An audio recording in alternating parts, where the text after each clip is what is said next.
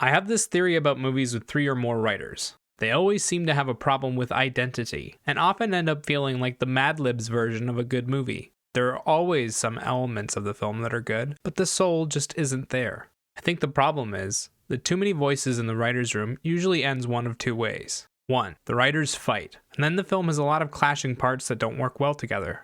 Or 2. The writers compromise too heavily and the movie ends up as a bland, textureless goop that has no appeal. The only time it seems to work is when the writing team is led by a dominant creative, like with Mel Brooks on Spaceballs. Hello and welcome to my channel. Here I review new movies and television shows, and try to release a new review every day from Monday to Friday. Today I'm going over the film Faith Heist, A Christmas Caper. It was directed by J.B. Sugar, and written by Jimmy Ruggiero, Gotti Harrell, and Owen Maxwell. It stars Mariam Carvell, Marty Adams, and Jonathan Langdon. Faith Heist, A Christmas Caper, or FAC as I will now be calling it, is a Christmas sequel to the film Faith Heist. It doesn't require having seen the previous film, but does build off of characters introduced in the first movie. The cast puts their heart into their roles, and the music tries desperately to find some emotion to latch onto. The film focuses on too much at once, and ends up feeling shallow and boring. The humor is hit or miss, with more misses than hits, and the action is so short you could blink and miss it. The story follows Reverend Wright and his congregation as they attempt to raise money for charity at the local mall. An expensive jewel is lent to the mall for the charity drive, and when a team of robbers shows up to take it, Reverend Wright and his flock find themselves in trouble. The story is incredibly simple and in terms of tone feels similar to movies like Home Alone.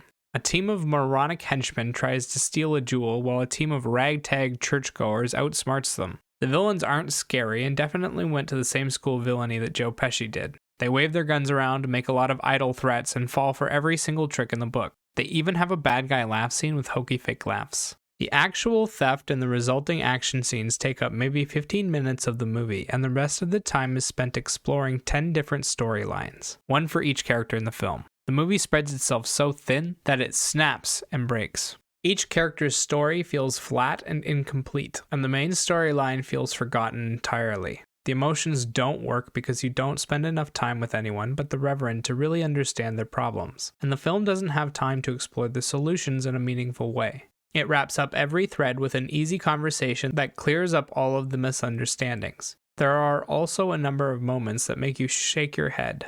A guy shoots a computer in the office of the mall and shuts down all the power in the building. An expensive diamond is guarded by a single mall security guard, and the robbers who plan to murder at least one person as part of their plan refuse to shoot at anyone over and over again. It's all too simple and kind of boring. The jokes don't pick up the slack either. There are maybe 5 well-executed jokes in the film that actually got a chuckle out of me, and the rest were recycled Christmas puns and gags that I've seen 100 times before. The cast does what they can, but the dialogue doesn't give them much to work with, and all of the emotions end up feeling stunted. I'll use the Reverend as an example. He's got cold feet about having a baby and spends the movie acting out and trying to get advice from his friends. Jonathan Langdon does a solid job portraying the emotional aspects of a guy freaking out over parenthood, and his breakdown has the potential to be comedic gold.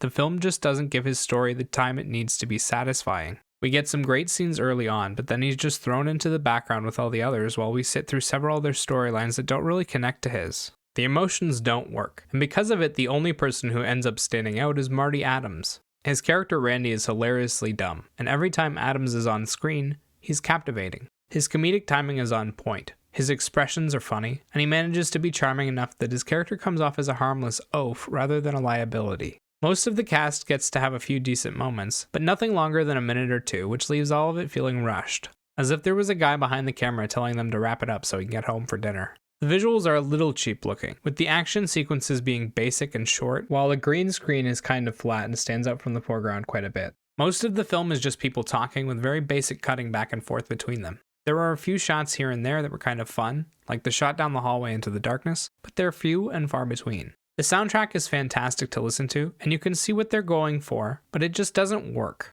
There are original tracks and instrumentals that are catchy and vibrant, and even the boilerplate tracks have been remixed with a little holiday cheer. But when the songs are playing, you can tell what emotion they want you to feel, but the actual feeling just isn't there. The story being as rushed as it is makes scoring it with any genuine feeling pretty tough, and I'm not actually sure it's possible to do. Fack is a boring and bland film that has good elements in it. The cast is trying their best and their performances have their moments, but ultimately end up feeling hollow due to the story and how thin it spreads itself. With forgettable characters, a ton of Christmas puns, and little action, Faith Heist: A Christmas Caper is just another generic Christmas movie. 5 out of 10.